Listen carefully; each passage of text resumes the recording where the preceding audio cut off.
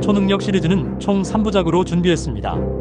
그중 제1부 시작합니다. 안녕하세요. 오늘 당신께서 보내주신 자료들 정말 흥미롭습니다. 네, 저도 보면서 아주 흥미로웠습니다. 특히 1980년대 대한민국을 떠들썩하게 했던 그 초능력 소년 김성한 군 혹시 기억하시는지 모르겠네요. 아, 그럼요. 당시 유리겔러 방한하고 맞물려서 초능력에 대한 관심이 정말 뜨거웠죠. 네, 맞아요. 수많은 사람들 앞에서 막 놀라운 능력을 보여줬다고 전해지는데 이게 과연 진짜였을까요? 글쎄요. 그리고는 지금 어디에 있을지 오늘 저희와 함께 그 발자취를 한번 따라가 보시죠. 네, 좋습니다. 그 보내주신 자료들을 보면요, 김성환 군 이야기가 단순한 호기심을 넘어서 당시 사회 분위기나 과학계의 관심까지 좀 엿볼 수 있는 그런 사례더라고요. 아, 그렇군요. 네, 핵심만 빠르게 한번 짚어보겠습니다. 네, 그 기록을 보면 1984년 그리고 1986년 이때 도지사, 교육감 이런 높은 분들 수백 명 앞에서 초능력 시범을 보였다 이렇게 나와 있더라고요. 네, 맞습니다. 꽤 클 규모였죠.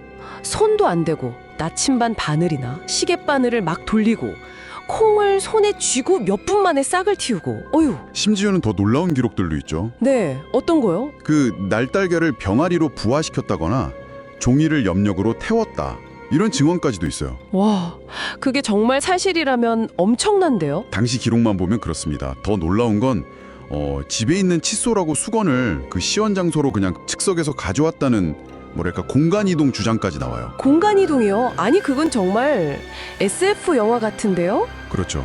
그래서 이런 능력 때문에 정보기관에서 안보 관련해서 프로젝트 참여 제안까지 받았다는 이야기가 있어요. 근데 이건 부모님 반대로 무산됐다고 하고요. 와, 정보기관까지.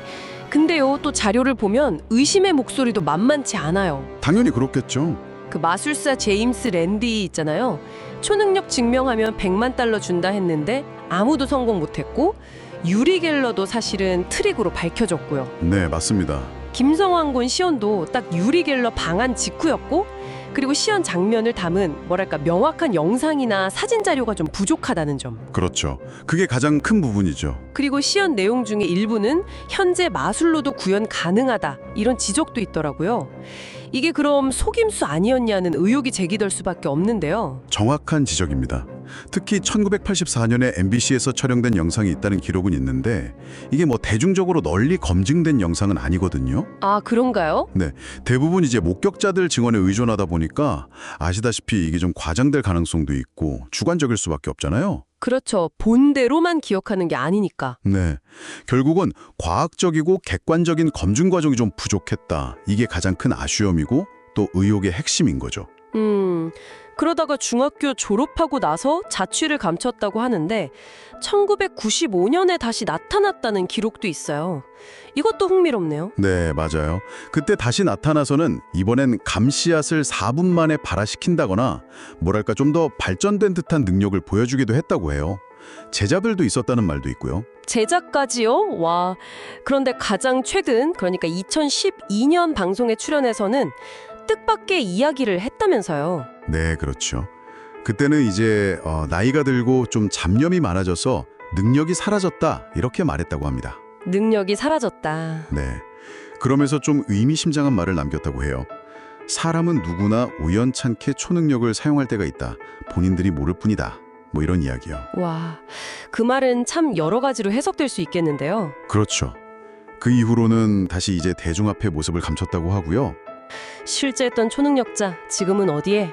정말 이런 질문이 딱 떠오르네요. 네, 자료를 더 보니까 사실 80년대 한국에는 김성환 군 말고도 여러 초능력자로 불린 사람들이 있었더라고요. 갑자기 여러 외국어를 했다는 정현득 군이나 쇠붙이를 먹었다는 김승도 씨. 네, 맞아요. 그런 사례들이 꽤 있었고 심지어 대한초능력학회나 정신과학학회 같은 연구 모임들도 생겨났었죠. 아, 그런 학회까지요? 네, 그러니까 이 김성환 현상이라는 게 이런 시대적인 배경 속에서 좀 이해할 필요가 있는 거죠. 미지에 대한 어떤 강한 호기심, 열망 이런 것들이 사회 전반에 있었던 거예요. 그렇군요. 어떤 사회적 분위기가 만들어낸 현상일 수도 있겠다. 네, 충분히 그렇게 볼 수 있습니다. 개인의 능력 문제와 더불어서요. 결국 김성환 씨의 초능력은 여전히 미스터리로 남아있네요. 정말 특별한 능력이었을까요? 아니면 시대가 만든 신기루였을까요? 당신의 생각은 어떠신가요? 글쎄요. 참 어려운 질문인데요. 그가 마지막으로 남긴 말처럼 어쩌면 우리 안에도 아직 발견하지 못한 그런 잠재력이 숨겨져 있는 건 아닐까요?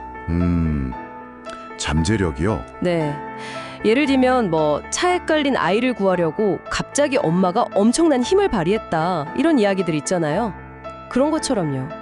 한 번쯤 생각해 볼 만한 지점이라고 봅니다. 네, 오늘 김성환 씨 이야기 정말 흥미롭게 들으셨다면 다음 탐구도 기대해 주십시오. 네, 다음번엔 또 다른 흥미로운 자료들이 기다리고 있습니다. 다음 시간에는 오늘 보내주신 다른 자료들을 바탕으로 해서 세계 곳곳에 실존했다고 전해지는 다른 초능력자들의 이야기를 한번 집중적으로 파헤쳐 보겠습니다. 놓치지 마세요. 초능력 시리즈는 총 3부작으로 준비했습니다.